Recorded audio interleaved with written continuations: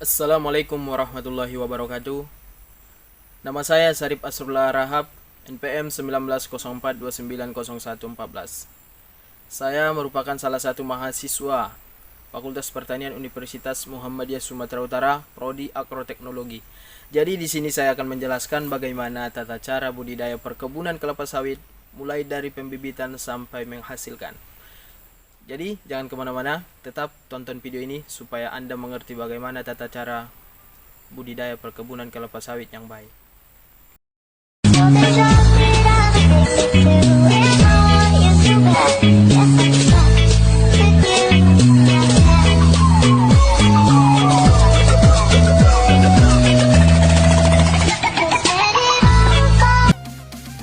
Ketika kita mau melakukan budidaya perkebunan kelapa sawit, maka yang harus kita lakukan pertama kali adalah pembibitan. Jadi di dalam pembibitan ini kita harus menentukan lokasi dan pastikan lokasi itu bisa terjangkau dan mudah akses jalan ke sana, dan jangan lupa pastikan lokasi itu ada air dan aman dari penyakit, hama, dan pencurian. Dan yang kedua adalah memilih kecambah berkualitas. Kenapa kita harus memilih kecambah berkualitas? Karena tanaman sawit ini adalah merupakan tanaman tahunan. Jadi kalau kita menggunakan kecambah abal-abal ataupun itu kecambah sembarangan, maka kita akan mengalami kerugian ke depannya selama kurang lebih 25 tahun. Jadi oleh karena itu, maka mari kita gunakan kecambah berkualitas. Contohnya seperti kecambah dari PPKS ID, itu merupakan salah satu contoh kecambah berkualitas dan bersertifikat. Selanjutnya adalah cara pembibitan kelapa sawit. Jadi di dalam pembibitan kelapa sawit ini ada dua sistem. Yang pertama single stack ataupun satu tahap, dan yang kedua double stack ataupun dua tahap. Dan yang biasa kita lakukan adalah double stack. Karena di dalam double stack ini ada dua sistem, yaitu pembibitan awal ataupun pre-nursery, dan yang kedua itu main nursery ataupun pembibitan utama. Pembibitan awal atau pre-nursery ini merupakan penanaman kecambah pada polybag kecil ataupun baby polybag. Jadi keunggulan dari ini, kita itu akan lebih mudah mengontrolnya karena kita akan terpusat pada areal itu saja. Langkah-langkah pembibitan awal yaitu persiapan media tanam. Yang kedua, penanaman kecambah. Yang ketiga, pemeliharaan bibit. Di dalam pemeliharaan bibit ini, kita harus melakukan pemupukan, pembersihan gulma, dan mengatasi hama dan penyakit. Dan yang terakhir adalah seleksi bibit. Di sini kita akan melakukan seleksi bibit untuk tahap ke main nursery. Karena kalau di sini kita menggunakan bibit abnormal, maka kita akan kecewa di kedepannya nanti. Jadi untuk mencegah kekecewaan ini, maka kita harus lakukan seleksi bibit. Pembibitan utama ataupun main nursery. Ini sama halnya dengan pembibitan awal. Maka langkah-langkah yang harus kita lakukan adalah yang pertama kali persiapan media tanam, yang kedua adalah transplanting ataupun pemindahan dari polybag kecil ke menuju polybag besar, dan yang ketiga adalah pemeliharaan bibit, dan yang terakhir adalah seleksi bibit. Seleksi bibit akan menentukan kualitas dari bibit yang kita tanam di lapangan, sehingga di sini kita memang harus benar-benar melakukan seleksi supaya nanti bibit yang kita tanam di lapangan itu mampu tumbuh dan berproduksi dengan baik. Jadi di dalam seleksi ini tidak ada kata-kata sayang sekali gitu, kasihan, nggak ada. Jangan coba-coba melakukan itu karena nanti ini efeknya nanti ke depan. Jadi di sini kita itu harus benar-benar melakukan seleksi.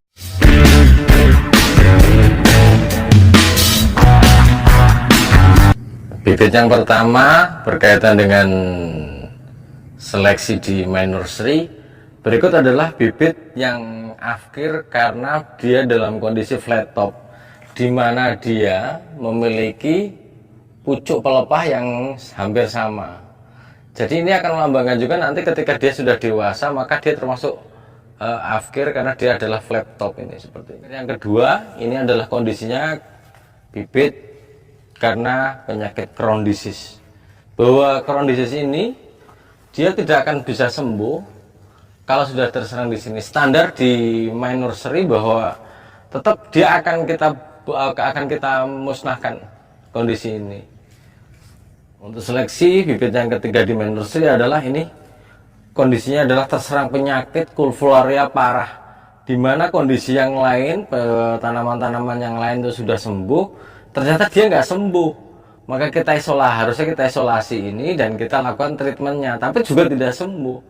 Sehingga kalau dia tidak sembuh sudah di treatment, ada kemungkinan bahwa dia sangat resisten atau mudah terjangkit penyakit. Jadi salah satu bibit yang harus kita musnahkan adalah bibit seperti ini, bibit yang rentan terhadap penyakit Coleovularia ini, dimana yang lain dia bisa sembuh, yang ini tidak bisa sembuh.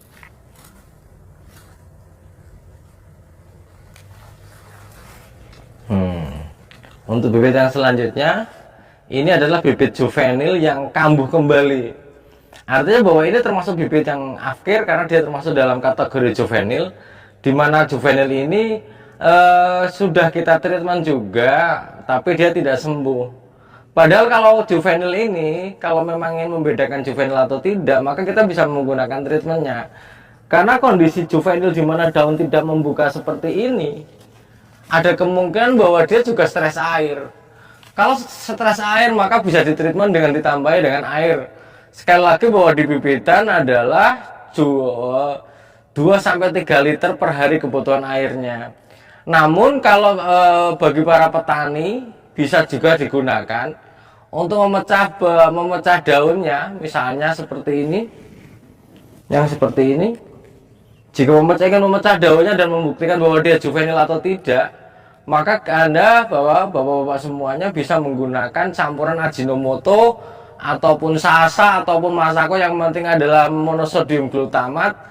Sedikit saja ditambahkan, kemudian ditampurkan ke dalam polybag sininya, dicampurkan ke sininya dalam waktu kurun 2 minggu. Kalau dia tidak pecah, maka itu juvenil. Seterusnya adalah penanaman tanaman kelapa sawit. Langkah-langkah yang harus kita lakukan sebelum kita melakukan penanaman tanaman kelapa sawit, yaitu yang pertama kali adalah pemancangan titik tanam. Di sini kita menentukan di mana kita mau menanam tanaman kelapa sawit dan di mana kita melakukan menggali lubang tanaman kelapa sawit. Itulah gunanya kita itu melakukan pemancangan titik tanam. Dan yang kedua adalah membuat lubang. Dan yang ketiga adalah melakukan penanaman. Dan yang terakhir adalah konsolidasi tanaman. Yang pertama kita lakukan yaitu membuat lubang tanam yang berukuran 60 x 60. Dan seterusnya kita taburkan pupuk lubang yaitu dolomit. Gunanya untuk menetralisir keasaman tanah. Lalu kita aduk. Seterusnya kita potong polybagnya supaya tidak ikut dia tertanam pada lubang tanam, sehingga nanti perkembangan akarnya itu membaik dan tidak terhambat oleh polybag. Dan kita pastikan tanahnya itu jangan sampai pecah, karena nanti kalau sudah pecah akarnya itu akan berserak, jadi perkembangannya tidak akan baik. Dalam penanamannya ini kita utamakan tanah yang halus, jangan terlalu kasar dulu dimasukkan, yang halus-halus dulu kita masukkan. Lalu kita padatkan supaya nanti tidak terjadi roboh pada saat dia kena angin ataupun hujan deras.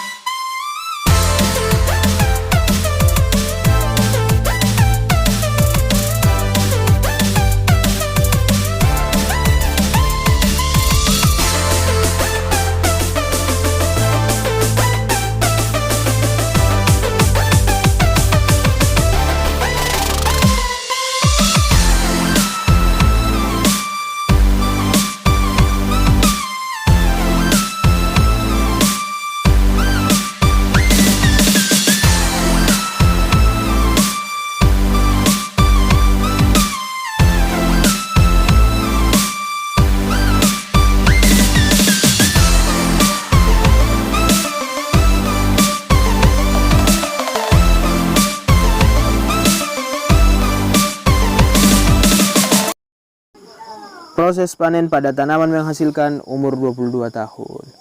Jadi kalau sudah berumur segini, kita itu harus menggunakan ekrek untuk proses panennya, karena ini sudah tinggi tanamannya itu sudah berada pada ketinggian kurang lebih 9 meter ataupun 8 meter ataupun ada yang 12 meter, itu tergantung pertumbuhannya juga.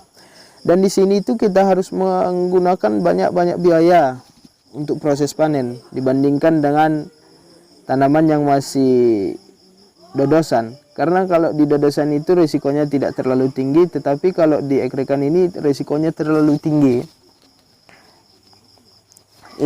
Memang ini buahnya ini sangat besar-besar sekali. Dan kali ini saya sedang berada di perkebunan Dolok Mertua, perkebunan sawit Dolok Mertua, yaitu perkebunan ini yang dimiliki oleh salah satu masyarakat di desa Dolok Mertua. Ini memang merupakan perkebunan yang paling super di daerah ini, karena buahnya sangat-sangat banyak. Di sini rata-rata kalau dalam 1 hektar dia itu berpenghasilan kurang lebih 1,5 ton. Jadi di sini kita menggunakan pupuk. Pada semester 1 kita menggunakan pupuk urea dan KCL dan TSP. Dan jangan lupa kita kasih borak dan dolomit. Dan itulah yang membuat buah besar dan batangnya pun bagus.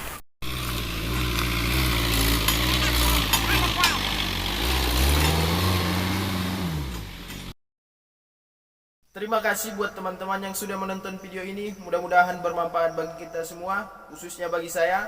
Kurang dan lebihnya saya mohon maaf. Assalamualaikum warahmatullahi wabarakatuh.